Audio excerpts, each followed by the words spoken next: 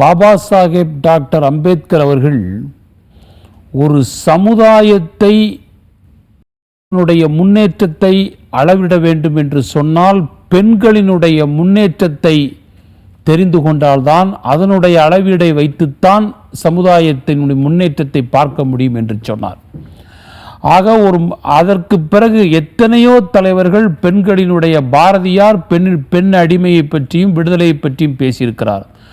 ஆக இந்த சட்டம் கொண்டு வரப்பட்டதனுடைய நோக்கமே பெண்களை அவர்களை அடிமையாகவோ அவர்கள் சித்திரவதை செய்வதோ அந்த குடும்ப வன்முறையிலிருந்து அவர்களை பாதுகாக்க வேண்டும் என்ற நோக்கத்தில் தான் இந்த சட்டம் கொண்டு வரப்பட்டிருக்கிறது.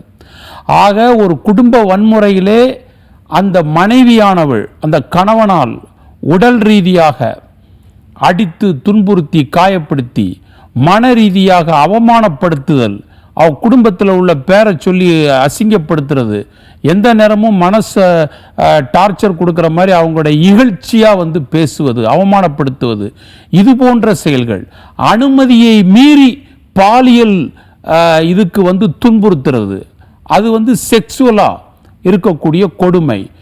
இதே மாதிரி அவங்களுடைய சொத்துக்கள் சம்பந்தமாக சொத்தை வாங்க விடாமல் தடுக்கிறது, அவங்க பேரில் இது பண்ணுறது, இப்படியெல்லாம் அவங்க குடும்பத்து பேரை சொல்லி அவமானப்படுத்து. ஆக ஒரு மனைவி முதல்ல இதில் ஒரு நபர் கம்ப்ளைண்ட் கொடுக்கிறது, அவங்களுக்கு தேவையான பாதுகாப்பை அந்த சட்டம் செய்து கொடுக்கிறது. அந்த கணவனிடமிருந்து அந்த மனைவியை பாதுகாக்க வேண்டும். அதற்காக இந்த சட்டம் 2005 கொண்டு வரப்பட்டது. அதே போல் அதுக்கு குழந்தைகள் இருக்குன்னு வச்சுக்கோங்க, அந்த குழந்தைகளை அடித்து துன்புறுத்தினாலும் அதுவும் வரும்.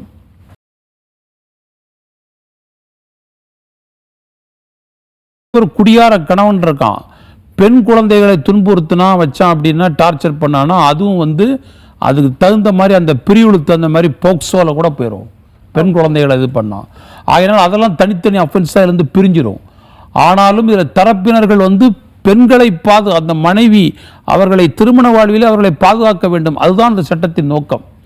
அவர்களை குடும்பத்தில் அமைதியாக இது பண்ணுறதுக்கும் மன உளைச்சலுக்கு ஆளாகாமல் இருப்பதற்கும் அந்த சித்திரவதை கொடுமையிலிருந்து பாதுகாக்கத்தான் இந்த சட்டமே. அதனால் முதல் தரப்பினராக அவள் இருக்கிறார்கள். அந்த குழந்தைகள் பாதிக்கப்பட்டால் அதையும் இந்த வன்முறையில் கண்டிப்பாக கொண்டு போக முடியும். இன்னொன்று, கணவன் மட்டுமல்ல, கணவன் சித்திரவதை பண்ணது மட்டும் இல்லை, அந்த மாமனார் மாமியார் அந்த குடும்பத்தில் உள்ள எல்லா உறுப்பினர்களையும் இந்த வன்முறை சட்டத்திலே கொடுக்க முடியும். ஏன்னா அவங்களும் டார்ச்சர் பண்ணுறாங்க. இன்னைக்கு ஒரு பெண் தனியாக இருந்து